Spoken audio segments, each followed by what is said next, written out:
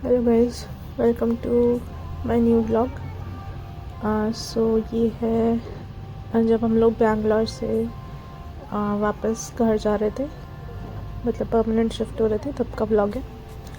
तो इवनिंग तक हम लोगों ने पैकिंग वगैरह कर ली थी और कैब वगैरह बुक कर ली थी और वहाँ से कम से कम 2.5 से 3 घंटे लगते हैं एयरपोर्ट पहुँचने में ही।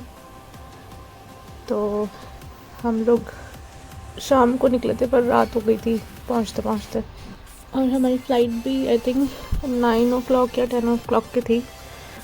तो इसका मतलब था कि हम पहुँचने वाले थे रात के 12-1 बजे दिल्ली।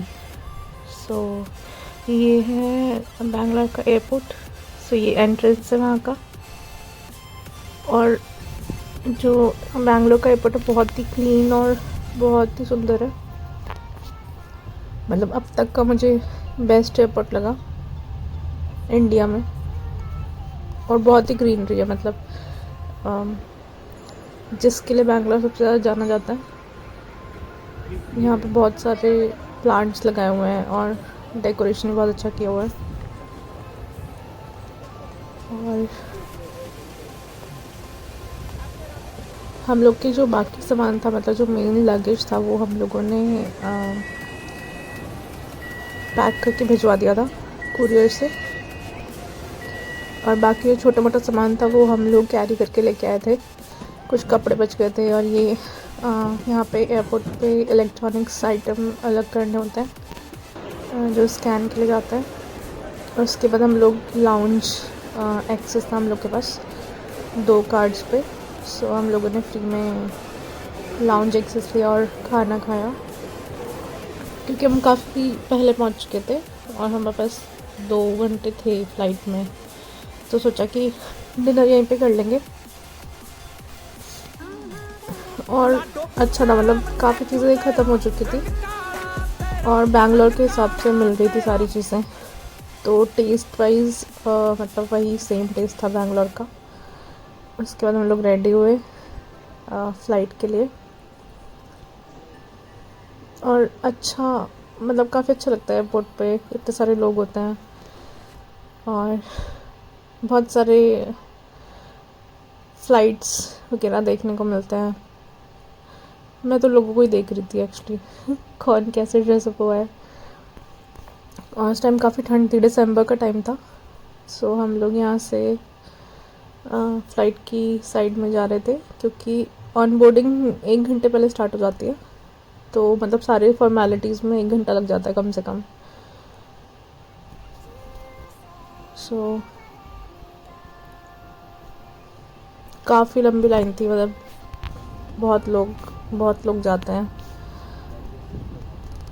उसके बाद हम लोग लाइन में लगे और अंदर गए। यहाँ पे फिर भी बैंगलोर में इतनी ठंड नहीं थी, बट मैंने पहले ही पहन लिया था जैकेट वगैरह। बैंगलोर में थोड़ी बहुत ठंड तो हमेशा ही रहती है, बट दिल्ली में पहुँचते ही बहुत ज़्यादा ठंड होने वाली थी। सो मैंने सोचा इसको जैकेट को रखने से कोई फ़ायदा नहीं है। उसके बाद मैंने ऑलरेडी सीज़न डाउनलोड किए हुए थे लूसीफर के। सो मैं वही देख रही थी, कंटिन्यू कर रही थी। काफ़ी टाइम से मैं लूसीफर के सीज़न देख रही थी। तो मुझे नींद नहीं आती फ़्लाइट में, बट मेरे हस्बैंड सो गए थे, तो मैं तो पूरे टाइम बस यही देखती हुई आ रही थी और मुझे पता भी नहीं चला कब दिल्ली आ गया।